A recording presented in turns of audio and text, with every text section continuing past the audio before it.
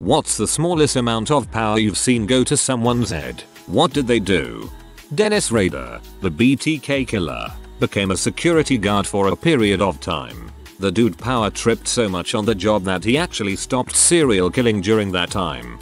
Idiot got caught by being careless, taunting the police too. The moderator of a very large college football team fanbase named the message board after himself. He will scour other teams' boards and ban you from his site if you bring up this issue.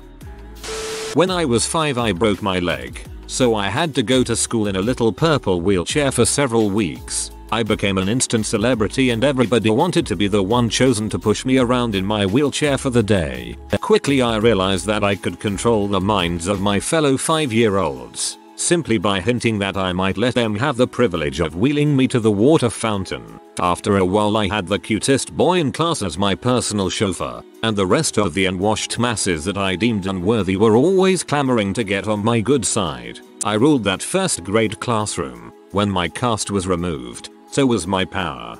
That is the most adorable power trip ever. I made someone my assistant on a project because I liked them. The position meant nothing in itself, but I figured I'd let them shadow me and learn a thing or two. He started acting like he ran the place, asking people to do his work, telling people off. Everyone basically took the pee and told him to go away. It was absolutely hilarious. One of the older ladies who has worked retail for years on checkouts was asked to cover for a supervisor for 5 minutes while the supervisor went to the bathroom. She proceeded to march up and down the line of registers watching all the stuff like a hawk, and then reported back to the supervisor once they'd returned. We were all a bit WTF. She had this smug smile on her face for the rest of her shift.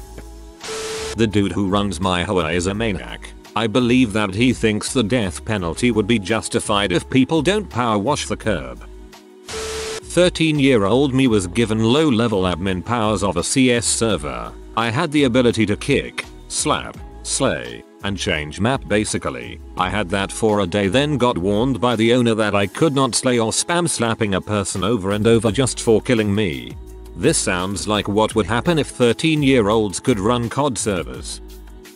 I used to work in Sears as a cashier. At the time, I worked there for about 2 years. It was my first job, so I worked my butt off. Top credit card sales and near top customer satisfaction. This mid-20s girl started working there. Instantly started bragging that she is making more than us because she has leadership experience she can share. She starts off each of her shifts telling us that we need to sell more credit and ask for more surveys. Meanwhile, she's still learning how to use the register and she probably had the worst stats that anyone had. She tries to tell me what to do and I just stared at her and blink. She didn't really like me, but about the first month in she got fired cause she stole hundreds of dollars out of the cash register.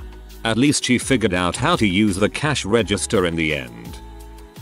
This was in kindergarten. The class was playing a game wherein we'd all sit on the floor and one student each round would stand up and be the leader, complete with the ultimate privilege of holding Miss Lockentor's long pointer stick. One round, this kid whose name started with a V got to be leader, and man, I've never seen anyone go full Napoleon so quickly. He ruled like a tyrant. The game started with a chant, and I was being goofy so I put the inflection on the wrong words, which made my voice stand out. V was having none of this. He called me out in front of the entire class and spat at me to go to my seat and think about what I'd done. So I went and sat at my seat like an exile and promptly started sobbing. V continued bossing everyone like crazy. I wasn't listening anymore because I was too busy suffering the greatest humiliation of my young life. I'd just gotten glasses a couple of weeks before, and I took them off as I was crying.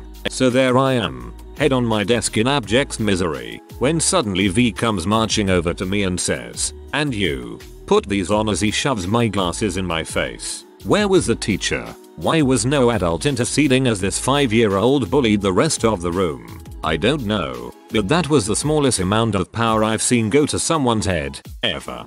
"And you, put these on," as he shoves my glasses in my face. I want you to see how pathetic you are. I got to play as Ojab in GoldenEye 64, and anyone overhearing me talk to my brother would have assumed I had just been granted godlike abilities and went mad with power. We had a pretty set rule in our GoldenEye 64 games: no Ojab or we screen watch. My own. I was elected safety patrol captain in 5th grade and had quite the thirst for justice. My patrol people were late. They were fired. They talked back. They were fired. I ran such a tight ship. I don't know why. Any of you who were affected by my firing I apologize for being a dong. Monopoly bankers are always huge power fiends. They feel like they have already won because they have all the money and you are just playing on their board. Well, yeah, if you're not the banker it is much more difficult to steal from the bank.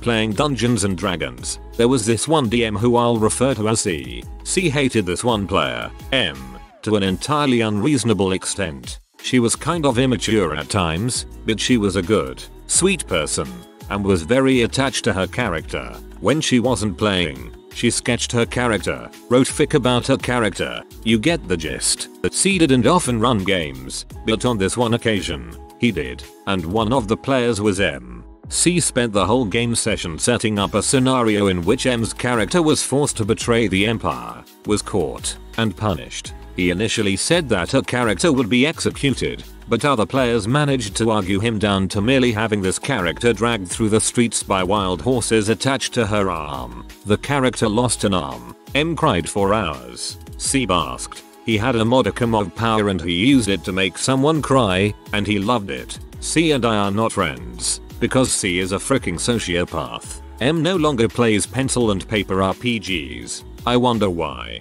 Why didn't you guys just say okay, that crap did not happen because the DM is a dong?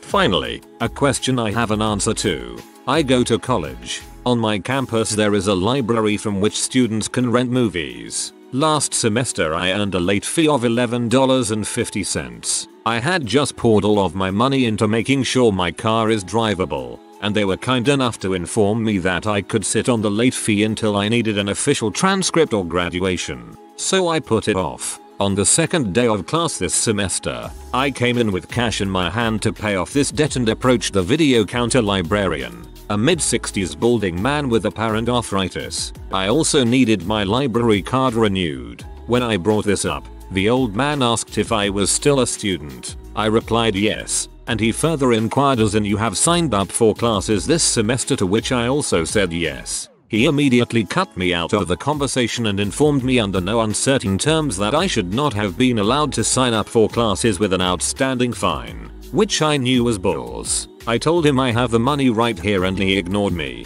and hobbled off to his office and, with the door wide open for me and all the other students to hear, called admissions and tried to have my classes dropped right then and there. Of course I started yelling that I have the money right here, butthole. He continued to ignore me and finished his phone call. Eventually, after arguing with the admissions office, came back and regretfully informed me that he couldn't have my classes dropped because they only do that if the fine is marked as lost stolen. He then took my money and told me to have a nice day. Right after he tried to ruin my education, he tells me to have a nice day. How crappy must your life be that you need to try to frick over the future of other human beings over a simple library fine? TLDR. Old man tries to ruin my future over a library fine.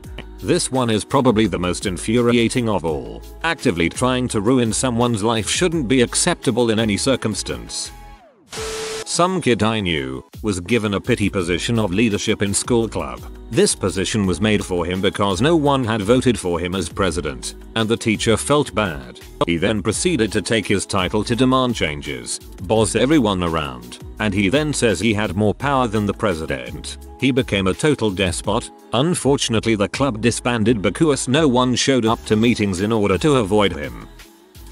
An opponent in Dota 2 who was flaming me told me he was the youngest manager at his grocery store. He was a grocery store assistant manager at 19. Whoa, how many cashiers have you in the friend zone? Set him off pretty well.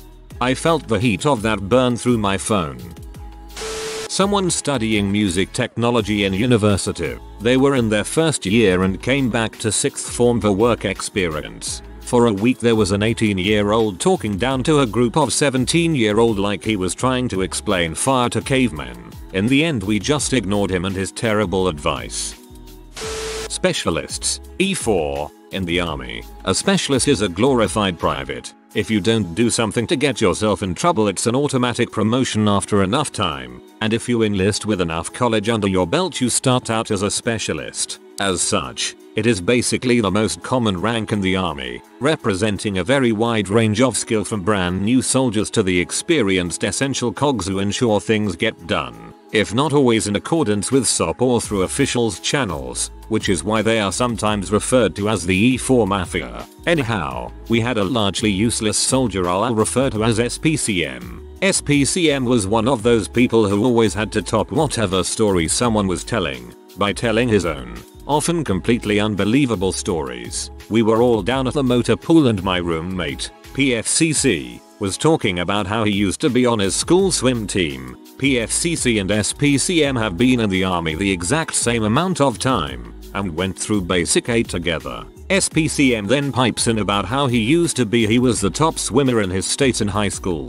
PFCC asks him what his top time was in a particular event, and SPCM gives a time that is not remotely fast enough to be a top swimmer in any state. When PFCC points this out, SPCM claims he misunderstood the question and gives a second number. PFCC points out that this number is so fast it would have broken all world records for the event if true, and people start laughing at SPCM. SPCM then turns to PFCC and says, "You need to be standing at parade rest when you talk to me." Parade rest is a formal stance that you stand in when talking to superior commissioned or non-commissioned officer as a sign of respect. A specialist is neither of those. PFCC laughs and walks away, and SPCM gets pee off and tries to go to the company commander to get him in trouble. SPCM was a bit of a suck up, and for some reason our commander thought he was high speed. So PFCC ended up getting called in front of the commander over this BS. Ultimately he didn't get in trouble because he didn't do anything wrong,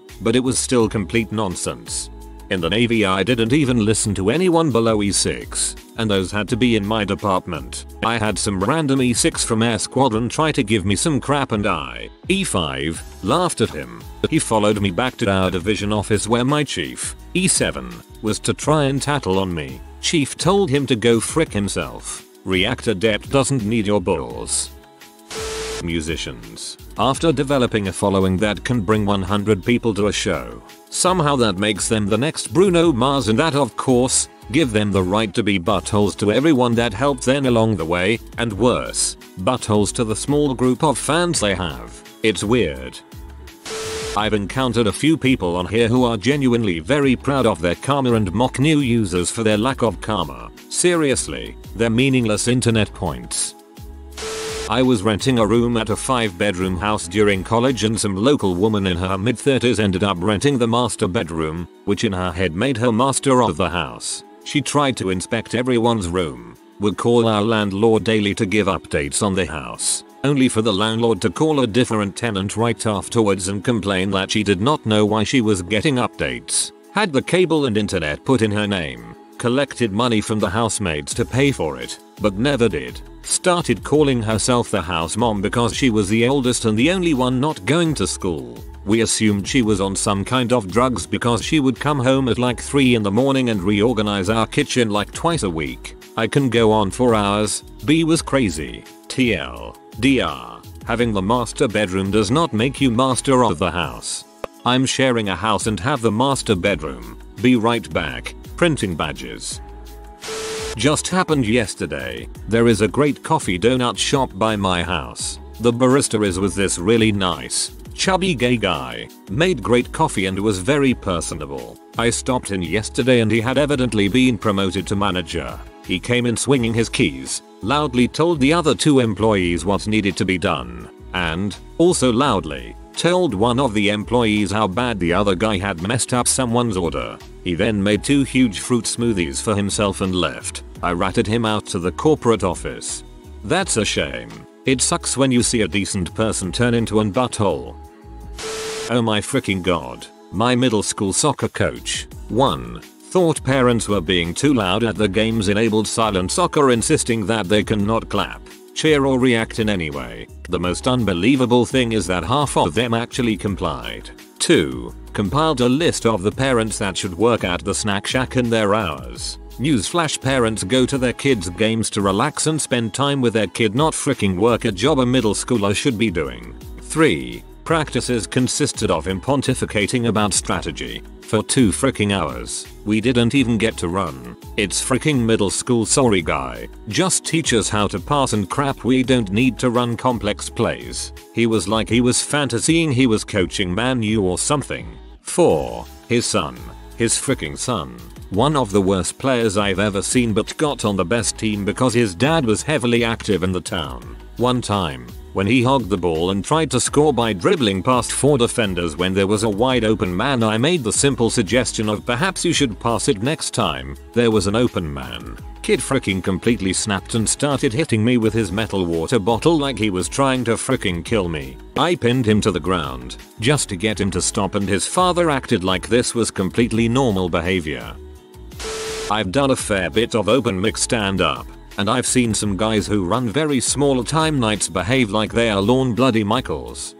Oh god, this. People running shows and just generally popular low-level technically working comics are brutal. Comedy politics actually makes stand-up unbearable and is the reason so many unfunny people do it for so long.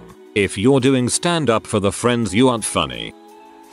The deli manager at the grocery store I work at seems to be under the impression that she is red from orange is the new black. Too many colors. I used to work at a small non-profit counseling agency for survivors of domestic and sexual violence. When the executive director and human resources director each had to take extended leaves of absence one winter, the domestic violence program manager was the acting executive director. Although she was only in charge of about 15 employees, she quickly began releasing new rules and regulations memos and issuing demerits and warnings to staff members for doing things wrong. Wrong as in the way it was always done before you came to town. Missy, in her month-long reign as the Supreme, she managed to earn 9 resignations, 1 walkout and never come back, and 1 veteran social worker crying in a bathroom for an hour. I was the front desk manager and recorded every single incident. The entire staff filed a grievance report against her and called for her termination. Somehow, she still managed to keep her job after all was said and done. I resigned along with 2 other co-workers. They just hired all new staff when the air had cleared. I wonder if she's still there making heck on earth for the new folks. Guild leader at a Renaissance fair getting all high and mighty about people showing up to every rehearsal and every day of the fair for their volunteer positions. A classmate of mine listed that he had been elected class president in high school as a merit rather high up on his resume. He was 26 and applying for jobs as a medical doctor, and just refused to understand why the rest of us politely suggested he remove the class president thing. College Raz. I don't even feel the need to tell a story. If you have lived in a dorm and had any kind of fun, you have run into the fun Gestapo at least once. 80% of college Raz are the type of people who feel it is a moral imperative that all rules are followed regardless of any sense of logic or reality. The other 20% are the people who were able to fake being that type of person during the interview process. My old boss. He ran our company's biggest plant and got promoted to head of our company-wide technical program. He stopped going to work ever for more than an hour a day, would always fly to our Houston plant for no reason so he could bone black prostitutes. Do you know who the frick I am became a daily occurrence. Would make engineers fly across the country to do a PowerPoint in person that could have been handled in 3.5 minutes over the phone, but started using company money to fly to Jamaica twice a month. At a former employer, one of my co-workers was told to run a daily conference call. The call was supposed to last half an hour and consist of quick updates from about 10 people on various trouble tickets. The company was an IT vendor for Fortune 500 companies. My co-worker was a holier-than-thou ultra, super, over-the-top religious nutcase, with a double helping of nuts. The first call he demanded that everyone pray for 10 minutes, 10 freaking minutes, before giving their updates. By the end of the first week the call was well over 90 minutes, as he always started with a prayer and constantly interrupted people while they were giving their updates with inane questions. When the second week started, Several people complained and he was booted off, and yours truly was put in charge of the call. He still had to be on the call, as he had deliverables to it as well. For the first week he still tried his BS, but I shut him down and he then accused me of being on a power trip. The call was back to under 30 minutes ago. This is not someone I know but is in fact myself. It started out my senior year in high school in my government class. I dropped some food on the ground and not 5 minutes later the entire corner was filled with ants. Me and my friends soon realized that we could leave food out and let the ants thrive and prosper. We did this every class for about a week because government is a god-awful boring class, and we needed to distract ourselves. Soon we realized that the ant colony was not only surviving but they were thriving on the food we left them every period. We became the gods that fed them and helped ensure their survival. I even remember calling ourselves the Lord of the Ants. It was all fun and games until one of my friends tried picking up an ant and it bit him. How dare an ant bite the very hand that fed him? A single ant dared to bite the hand of the Lord of the Ants. I began smashing all of them as they were trying to carry back the food we had just dropped. It was a complete genocide. I was killing 5 to 10 ants every time I smashed an area. And after I was done there was nothing left but a smashed raisin and the hollow corpses of the very ant society I had helped build. You are a monster. My pregnant coworker. By the time she was 2 weeks pregnant, she had already started rolling out tons of excuses because of the baby, asking us to cover for her and whatnot. One day, she verbally plowed into me, called me stupid, incompetent, etc. She then had to apologize during a workers' meeting because someone told on her, and of course, it was because of the stress of having a baby. She was freaking 2 weeks pregnant at the time. She was a B before and a B after. PTA anything. Not PTA president or treasurer. Just showing up for one meeting as a participant seems to trigger a sense of wildly exaggerated entitlement in way too many parents. My manager, who is the biggest scumbag I have ever met. We got a new radio for the warehouse, and it came with a remote. Well, he wrote a list of rules about this remote, labeled his name on it, and is still making up and changing his rules about the radio. Ever get hollered at for not using the presets? Well, I have. P.S. I also sadly share the same birthday with my manager. Last year he asked for no one to say happy birthday to me on the day of, but to only him, and to save their birthday wished for me on the day after. I used to work at McDonald's. The egos of some of the managers were huge. This one time, an employee got caught throwing away old bacon that had been made like 4 hours ago. The 4'9" Mega B manager yells at him for wasting perfectly good food and explains how she could fire him right on the spot but won't out of the goodness of her heart. The employee quit right there and then, not before cursing her out though. The head security guard at the hospital I work for. He convinced the CEO to get him a Crown Victoria with a push bumper and yellow lights on the top. It's all black and has the hospital logo. He then asked the IT department to get him a computer for the inside of the car. He wears a bulletproof vest. I live in a small town 30,000 people. He can't carry a gun, but has a utility belt with everything else that you would see on a police officer's belt. He has a flashlight where the gun should go. It is a tobacco-free campus, so if you want to smoke you have to go stand out on the sidewalk like 100 yards from the main entrance. One day a guy was smoking on the grounds and the security guard decided it best to run and tackle the guy instead of nicely asking him to put out the cigarette or move to the appropriate area. The guy is a joke and most everybody knows it.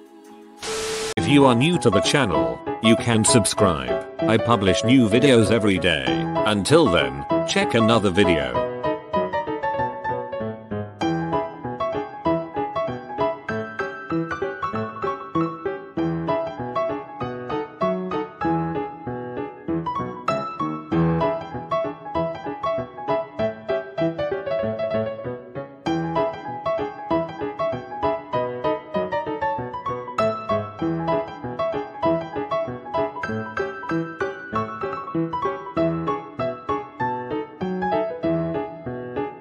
Bye for now.